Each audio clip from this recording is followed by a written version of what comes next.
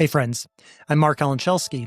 This is The Apprenticeship Way, a podcast about spiritual growth following the way of Jesus. This is episode 63, How Would Jesus Spend? This podcast is made possible by the community that is growing around my work, my writing, specifically those of you who share my passion for the other-centered, co-suffering way of Jesus. Now, most of the time, the sponsors of this podcast are just the books, courses, and events that I create to help folks like you navigate the spiritual journey. But then I'm doing something different. I am looking for 50 people to join my inner circle of sponsors at any paid level.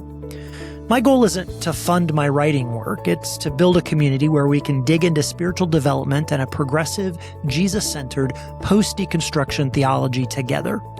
I've moved away from platforms like Patreon to a direct system where your support goes straight to the work I do. This buys me the hours I need to write without taking extra side gigs, and it gets you in the room with me. So the listener tier is always free. That puts you on the email list for the Apprenticeship Way newsletter, where you'll get exclusive essays and early access to beta reader or launch team opportunities. If you find what I have to say and my writing interesting or helpful, you're welcome there. You would find it helpful. But if you want to support this work financially, there are 3 ways at the reader tier. That's $5 a month. You also get access to the Spiritual Life Virtual Roundtable. These are private, deep dive, live online discussions that I hold 8 or 9 times a year, often featuring the very scholars and writers that I interview here. The sponsor tier, that's $12 a month, adds a free book from me every year, either my latest release, or if that's something you already have or aren't interested in, a personalized recommendation that I buy and send to you. Finally, the benefactor tier, that's $40 a month. It's my shareholder team. You get everything else, plus an annual meeting to see my upcoming projects and to give your input that helps shape where my writing is going next. If you value these conversations and you want to help me reach that goal of 50 sponsors by the end of summer, head to marcoptin.com. Whether you're a listener, a reader, or a benefactor, I am deeply grateful for the way you allow me to do this work. Other-centered co-suffering love. That's the phrase I've been using to describe the way of Jesus. Some theologians call this kenosis. It's the pouring out of self for others. And if Jesus is our example, then it seems like in some way the life of a Christian is meant to be like this, poured out for others.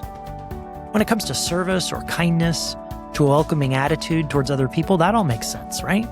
If the way of Jesus is love, then his followers will treat others with respect and dignity and will speak up for those on the margins. Many Christians nod their heads when I say stuff like this. But things get sticky when we start talking about how this applies to our money. If I'm supposed to give myself away in service towards others, what does that mean for the way that I handle my finances? Pretty quickly, we fall into this binary thinking that there's what's practical and wise, and then there's the way of Jesus. And that sometimes, when it comes to such practical things as college funds and retirement accounts and home equity, well, we need to be practical. Honestly, this is one of the areas that is the biggest struggle for me personally in my life of faith. Now, some years back, I ran into the writing of Marlena Graves. Marlena is one of those rare good gifts the internet has brought me. Her gentle but pointed questions about the church and advocating for those at the bottom and on the edges challenged and taught me. That led me to her book, The Way Up is Down, Becoming Yourself by Forgetting Yourself. In this book, Marlena, in her pointed and gentle way, invites the church to a life that is more about others. And I love the whole book, except for chapter 7, which she titled Rich Toward God. The epigraph of this chapter was a verse from my favorite hymn, Be Thou My Vision. If you know the song, you could probably guess the verse. Riches I heed not, nor man's empty praise. Thou mine inheritance now and always. Thou and thou only, first in my heart, High King of heaven, my treasure thou art. I love singing that verse. But on the stark page, what are we really talking about? Riches I heed not? Really? How is that possible? Riches, the little I have, pay for my groceries, my mortgage, my bills. They give me some sense of security. Can we really heed not that stuff? This tension is worth digging into. If we are committed to the way of Jesus, what does that really mean for this most practical part of our lives? Marlena is presently an assistant professor of spiritual formation at Northeastern Seminary in Rochester, New York. She's a writer whose work sits at the vital intersection of faith, culture, and justice. Marlena is the author of 5 books, including 2 award-winning titles. She publishes frequently in outlets like Christianity Today, Sojourners, and the Christian Century. Her PhD research explored how cultural forces shape evangelical views on immigration, race, and poverty. From her time laboring alongside migrant farm workers to her current role in the academy, Marlena has remained a passionate advocate for the belief that spiritual formation and justice are inseparable. A self-described dweller of the borderlands, she joins us to discuss bridging the gap between the faith we profess and the way we live in the world.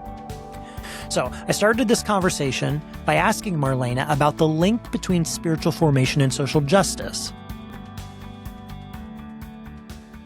All right, you're a professor of spiritual formation. That brings up things like prayer and contemplation, Bible study, the classical discipline, stuff like that.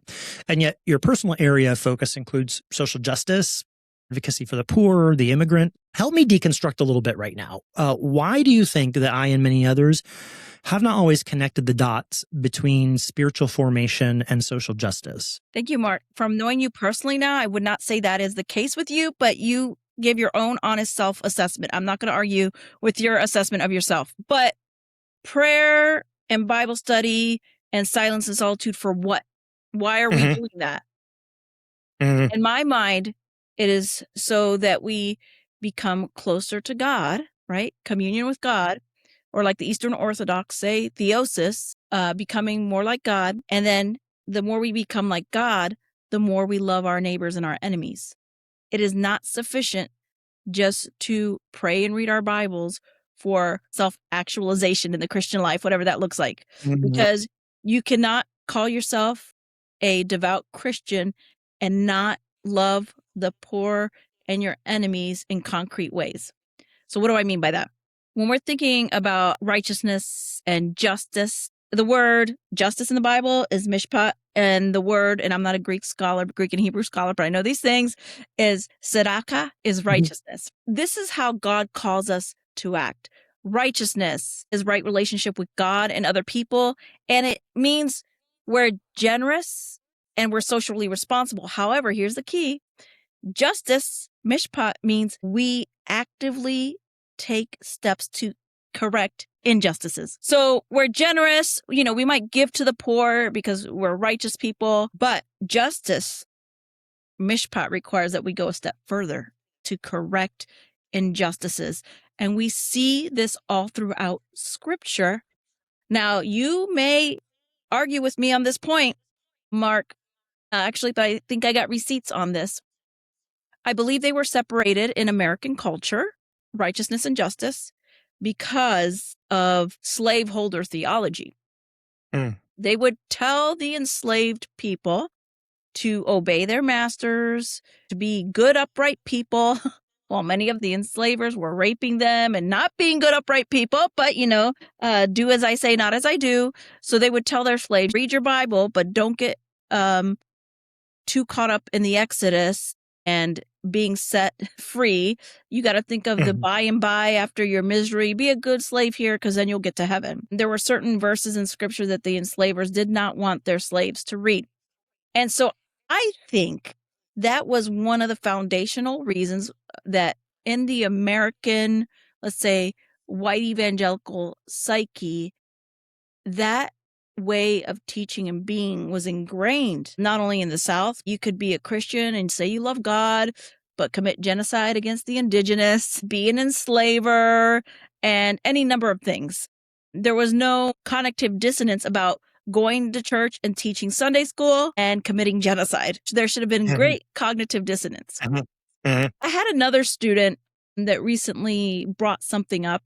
We were talking about, I believe, J.D. Rockefeller. Correct me if I'm wrong, but the railroads, and he was a Baptist Sunday school teacher, and he gave millions and millions of dollars away. He was very generous that way, but the acquisition of his money came through hook and crook and manipulation and extortion of smaller businesses. And so for me, while I'm glad that he gave money away, we have many scholarships, Rockefeller, all the Carnegies, all these very rich tycoons back in the day. But how did they gain their riches? Right. Through corrupt means. And so I'm wondering about their character and their formation, also that of the enslaver, where you could do great harm to other people, but, give money and do things for the infrastructure in towns and be lauded. And you could teach Sunday school while being very corrupt and making billions off of it. I think in our day, the money would be billions, but considered a good Christian. Cornel West has a very famous saying that he actually got from Reinhold Niebuhr, that justice is what love looks like in public. Let me repeat again. Justice is what love looks like in public. So there's personal righteousness, that we want to obey the Lord, pray, we do the spiritual practices, try to be an apprentice in that way so that we can become closer to Christ, and that we should better love our neighbor and our enemies. But again, mishpat, justice, it's taking actions to correct injustices.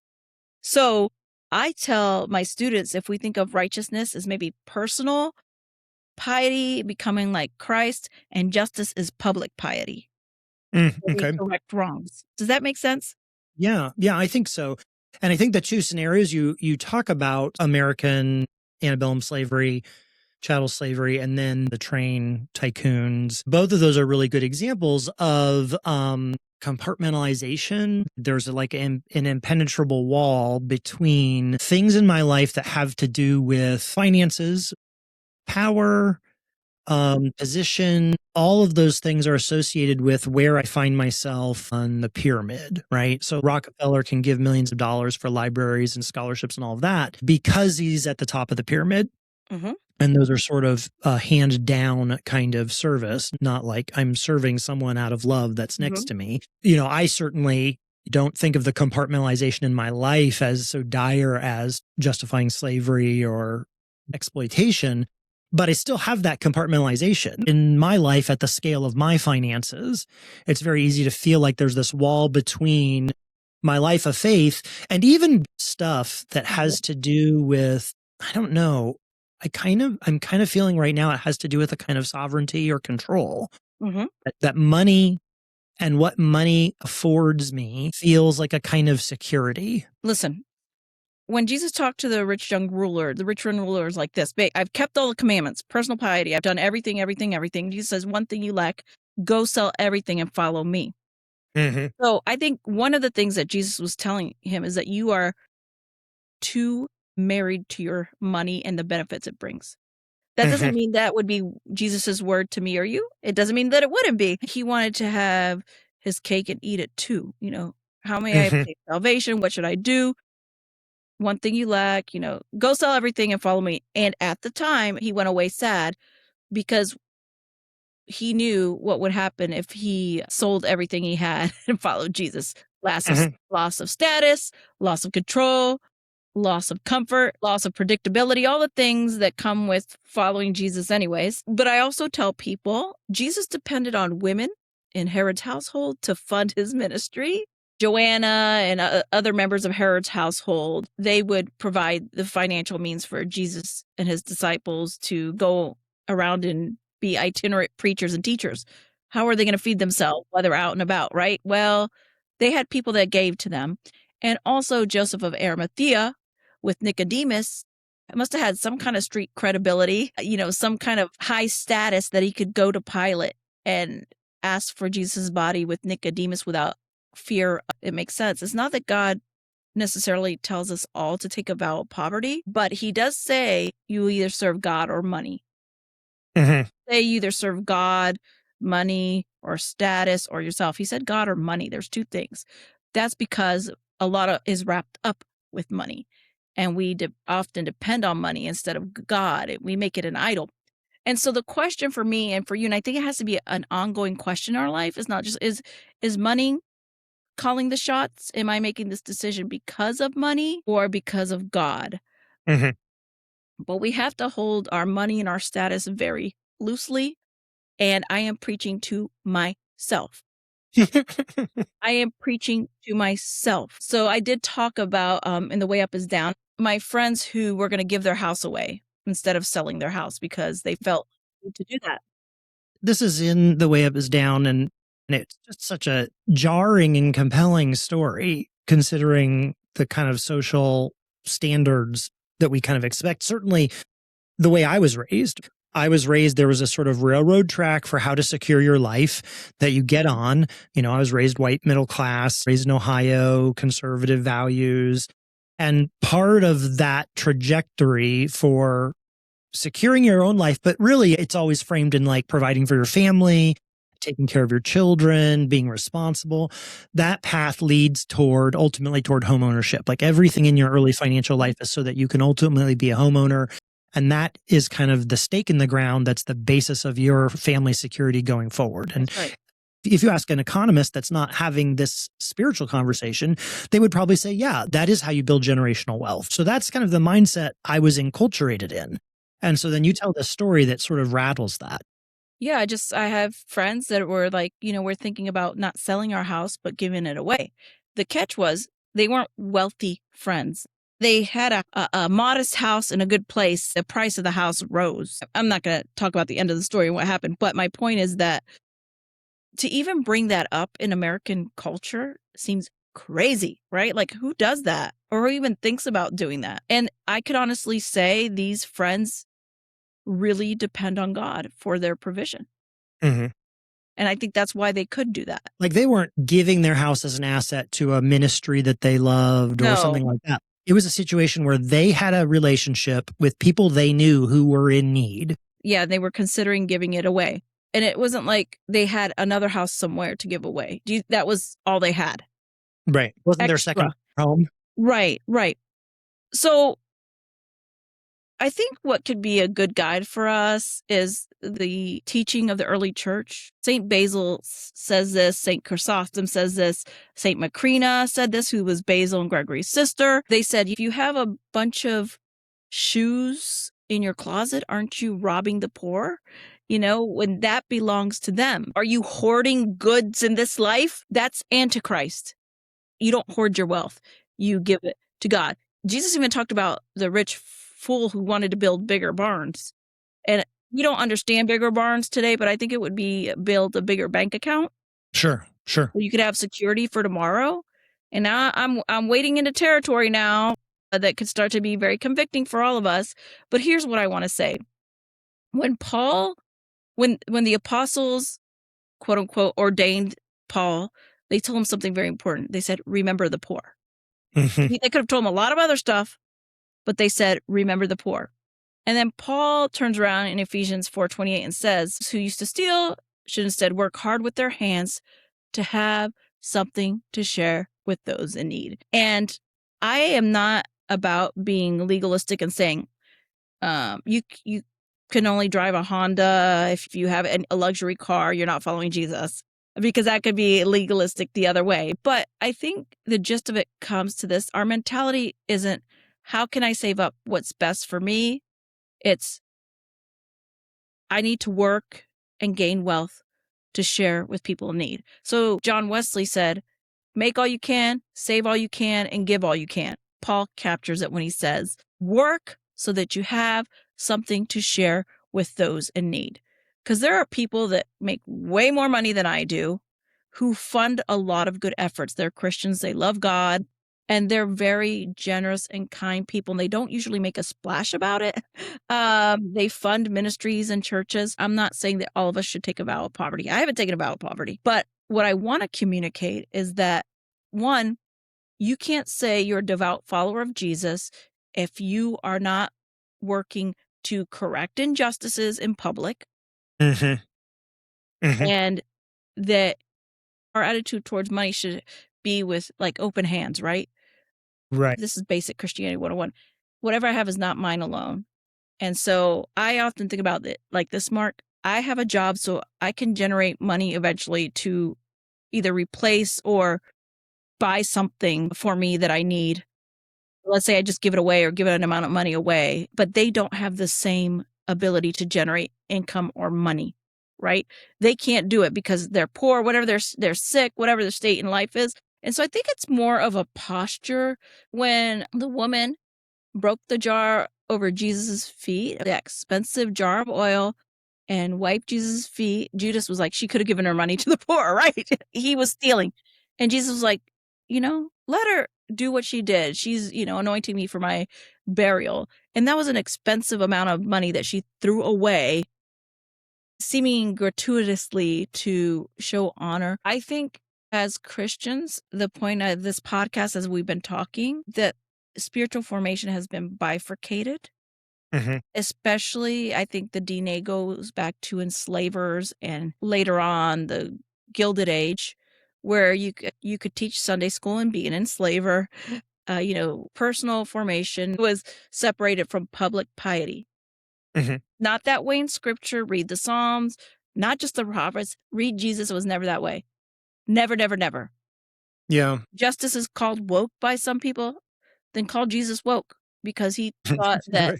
injustices should be corrected. He did that in his public ministry. Why do we need to make money, period? Like, just what is the basic purpose of our work? Most of us are not farmers or hunters. We're not doing our labor every day that directly results in food for our families. So we work in order to earn the money in order to provide for our physical needs and the needs of our family, right? So that's the starting point.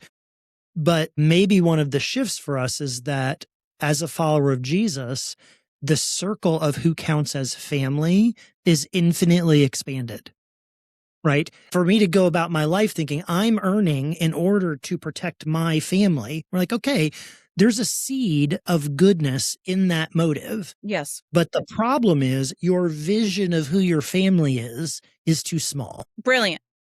Yes, you put it really well. Let me say, I think the U.S. church loves money. And this is why I say that. A lot of decisions are made about what churches will or won't do, not necessarily because of what is right, is because of money. So money calls the shots. And it may be that we can't do things because we don't have enough money, but money is consulted first. How much do we have or don't have? And we like to have big everything, right? Big sanctuaries, big churches. And we're like, oh, we need them. Well, you could break your church up into smaller ones, right? It doesn't have to be huge churches. I may be offending some people. So I think we love money. I think we have a problem loving money. I think Christians in this country have always loved money. That's why we didn't have problems with slavery. That's why we can let injustices go. It doesn't matter that the data centers are polluting the environments and making, it doesn't matter because we get what we want. I have blood on my hands. I'm complicit in many things. I have a smartphone. How many people were mistreated and were paid small wages for my phone, right? It's hard not to be complicit, but we do what we can. So I think our attitude needs to be this, not how much money can I acquire for myself, but how much money, and I'm going to use your words, how much money can I give away and how am I to expand my definition of family? Because it's more than just the people, there are biological family members or adopted or, the people under our roof or our family ties. Right. It's more than that. It's our neighbor. It's our enemies. And so I think that should be our posture. Instead of how much can we accumulate and put in our case, which is important, but sometimes that can start to overtake our generosity. Yeah. And that's where Jesus says, you go ahead and go put more money instead of a barn. Think of your bank account. Go ahead and put more money in your bank account. You fool, tonight you will die. That money's not meant just to be stored for us. It's meant on behalf of our expanded circles of family. It's not meant for ourselves. Doesn't mean you don't go on vacation. Doesn't mean you don't enjoy things. But if you see a persistent kind of posture and attitude in your life where it's more self-centered around you, then you got to check yourself. I think this is the deep waters. I think this is really where conversion happens. It's so easy to say, I believe that Jesus died for my sins. Whew, thank God that that's taken care of. And so much harder to think that I've been called into the family of all of God's children, and I am a responsible part of that community, invited to care, to love, to live in just relationship, to ensure just relationship. That's a lot harder. And there's a lot of our modern Christian culture that doesn't seem to even want to have that conversation. Yeah, because it'll cost us if we have the conversation, Marc. Means we might have to sell a building and give it away to make sure that other peoples in our city have a home. Okay, I'm convicted. I don't have an easy answer for this stuff. Most of the folks who will hear this conversation live in a capitalist system where individuals are thrown onto their own efforts for all their basic needs, and where there is very little margin of mercy or provision for folks who are in a crisis. That's the world most of us live in. And I think most of us with Christian backgrounds have read the Acts 2 accounts of the early church, and we see the way they took care of each other, and we think how nice that would be. And then shortly after, most of us think, that's not really that practical, is it? I don't know all the reasons we do this, but I can speak for myself. I know that for me, my resistance is about fear. Fear that I won't be able to take care of my family, fear that I won't have enough saved up for the next crisis, fear that I can't provide to my kids the standard of living that was given to me, fear of sickness, not because of the illness itself, but because every serious illness in this country comes with the specter of bankruptcy. And then, because this is the system that formed us, many of us have a finely honed sense of suspicion toward people in need. We don't want to be taken advantage of. We don't want to be conned. And so we ought to protect ourselves. What do? How do we do it? Do we become stingy as an act of self-protection? Do we only help through organizations so that we can offload the burden of vetting folks and finding out if the needy people are really telling the truth? What should we do if not that? There are no easy answers to this conundrum. Or maybe it's more accurate to say there are easy answers that are scary to implement. The easy answer is that we're called to be generous. And real generosity that isn't an ego move, is always a posture of vulnerability, and that's what we're called to. Abundant, open-handed generosity. Just like how God is generous with us. In actual ways that show up on the calendar and in the to-do list and impact our wallet. But that stuff's easy to say. And for many of us, it's painful to do. Part of my regular prayer practice is to pray for the Spirit of Christ to continue the work of conversion in me. Maybe the Spirit is inviting me to let that conversion extend even to my wallet and my financial plans. How about you? Thanks for listening. May you have the courage to entrust your wallet to the Spirit so you can join God in the work of reconciliation and restoration in this broken world. Notes for today's episode and any links mentioned can be found at marcalanschelske.com/TAW063. Did you like this? Do you find this helpful? Well, there's more. I gave you my whole pitch to subscribe at the beginning of the podcast today, so no need to say more here. You can opt in at www.marcoptin.com. Until next time, remember, in this one present moment, you are loved, you are known, and you are not alone.